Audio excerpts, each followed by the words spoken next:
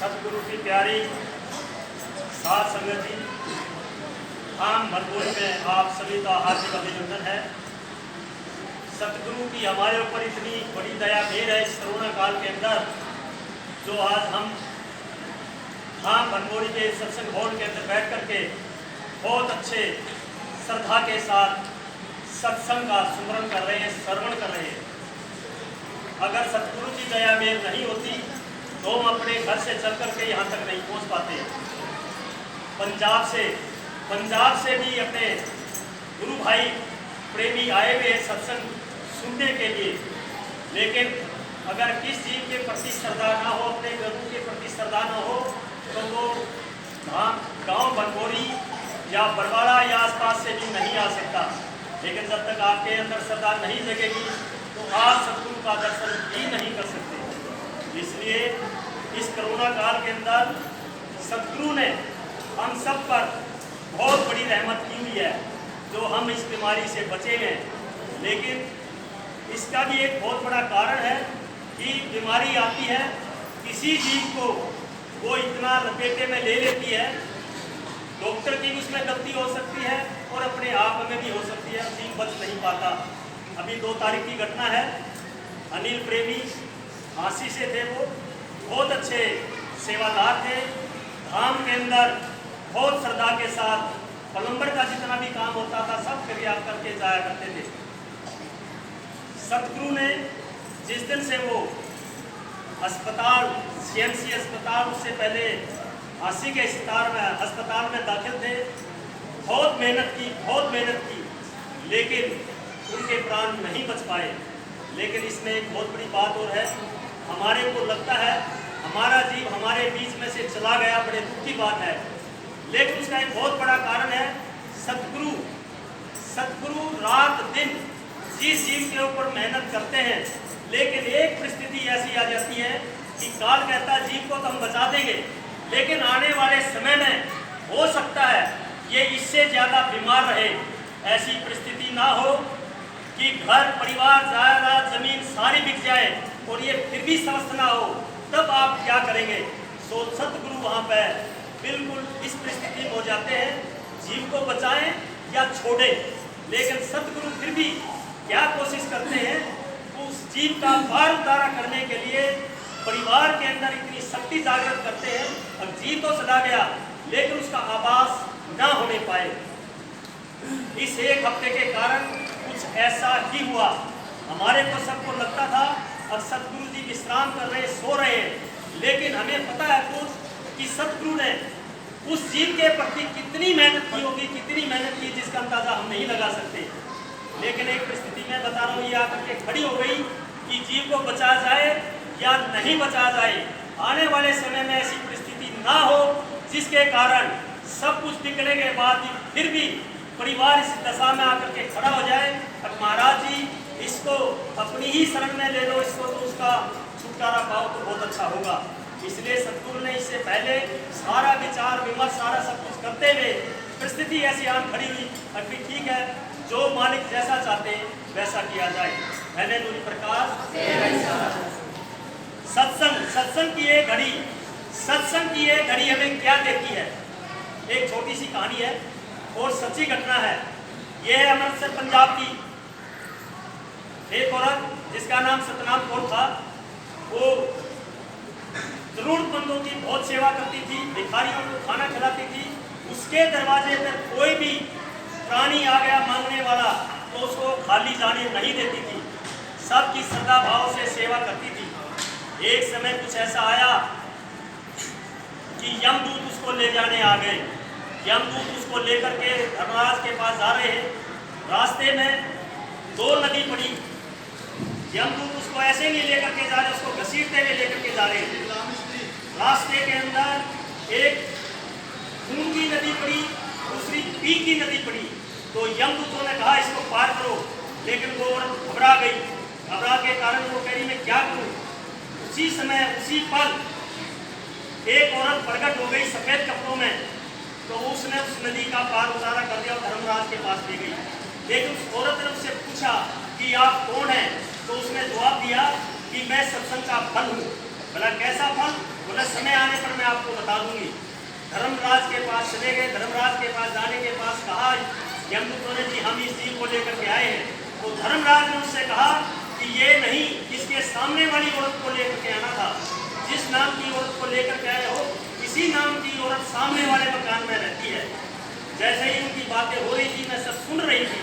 इसी दौरान मेरे को वापस कुछ ऐसा हुआ कि मैं वापस आ गई। लेकिन मैंने फिर भी उस औरत से पूछा कि मैं सत्संग का फल कैसे हूँ।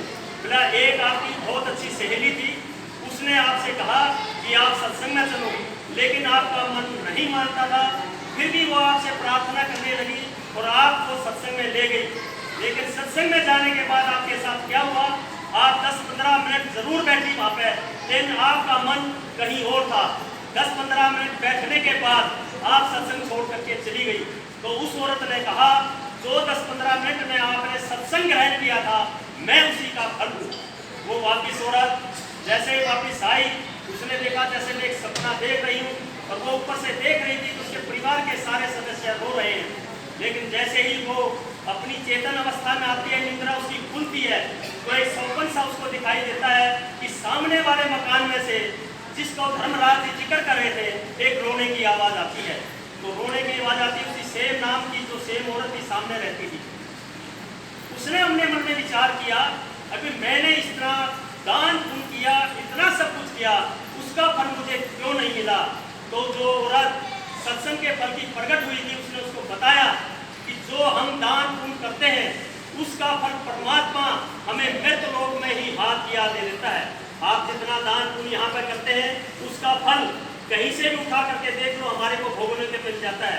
हम अपने सतगुरु से जुड़े, हम बिल्कुल, हमारे पास कुछ नहीं था, लेकिन जुड़ने के बाद सतगुरु ने हमारे के पास दिया। जो सेवा, अगर आप 1 रुपया सेवा में चढ़ाते हैं तो 10 रुपये मिलते हैं, 10 चढ़ाते हैं तो 100 मिलते हैं, 100 चढ़ाते हैं तो 1000 रुपये मिलते हैं। ये अपने ऊपर निर्भर करता है कि हम सेवा कितनी चढ़ाते हैं। लेकिन सतगुरु के प्रवचन में एक चीज जरूर है, अगर आपको समझ में आए तो वो चीज अच्छी करो, नहीं तो कोई जबरदस्ती नहीं। किसी भी जीव की कमाई यानी 30,000 रुपये महीना हो, तो एक दिन की कमाई उसको 1,000 रुपये पड़ती है। 10,000 की कमाई हो तो 300 रुपये कुछ पैसे पड़ेगी। एक दिन की कमाई, आपको ज्यादा कुछ करने की जरूरत नहीं, सिर्फ एक दिन की कमाई आप अपनी रखिए अपने घर में। जब भी आप सतगुरु के दर्शन करने के लिए आते हैं, सत्संग में आते हैं, वो सेवा सतगुरु के यहाँ अर्पण करिए। फिर उसके बाद देखिए आपको फल क्या मिलता है। सत्संग हमें वो देता है जो जीवन में किसी भी प्रकार से कितना ही पैसा लगा दो आपको मिलने वाला नहीं। उस औरत ने फिर ऐसा किया कि कहीं पर भी कोई भी सत्संग होता था, वो हर सत्संग सुनने जाती थी। पहले उसने गुरु नहीं बनाया था, वो सिर्फ सेवा करती थी। गुरु बनाने के बाद उसने वो कोई भी सत्संग नहीं छोड़ा। इसलिए वो दान भी साथ में जाता है। कब जाता है कि ही साथ से दिया और इस हाथ को पता नहीं चले।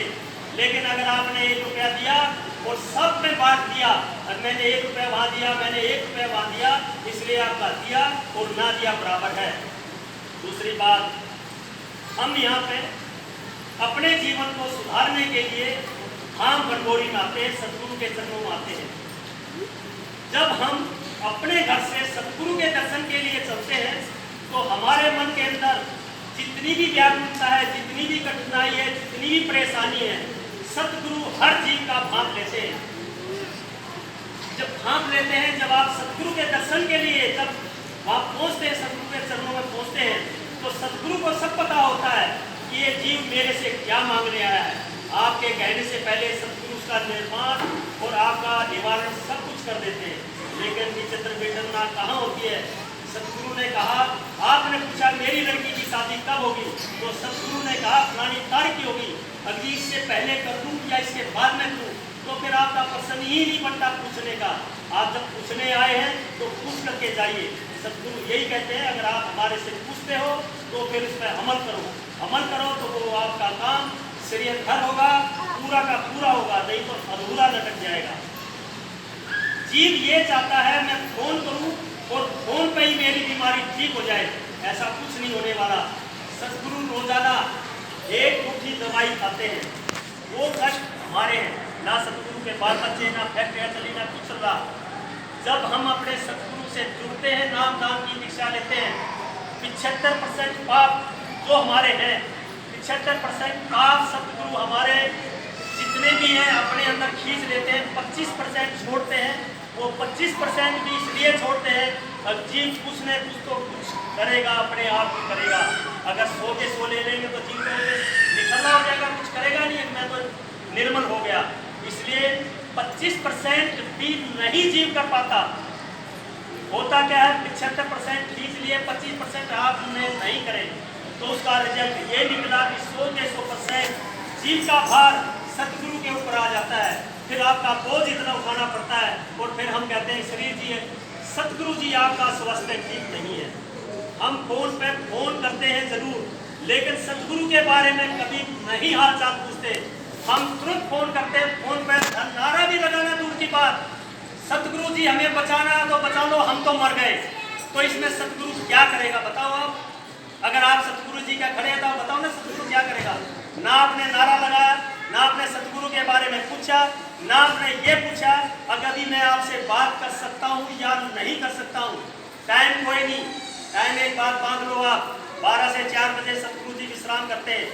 वो सोए या ना सोए, 12 से 4 बजे कोई भी फोन नहीं करे।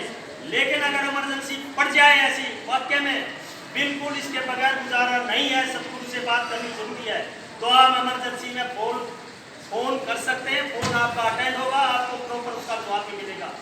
दूसरा, अभी कुछ समय से गुफा का निर्माण कार्य चल रहा है, कुछ कमरे बनेंगे।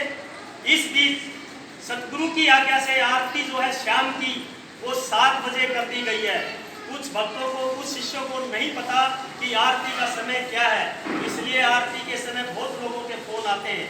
इसलिए मेरी सबसे हाथ जोड़ के प्रार्थना है कि आरती का समय 7 बजे है। इसलिए अगर आपने सतगुरु से कभी भी कोई भी बात करनी है तो 6:30 से पहले करें और 7:30 के बाद करें। 1 घंटा पर मेरी प्रार्थना है, 1 घंटा अगर आप ना बात करें, वो आरती का आनंद जरूर लेंगे आप। दूसरा, आरती 2 तरह से चल रही है, एक यूट्यूब पे है, एक लाइव चल रही है। लाइव में क्या है, आप कनेक्ट होइए, एक नंबर हम आपको दे देंगे।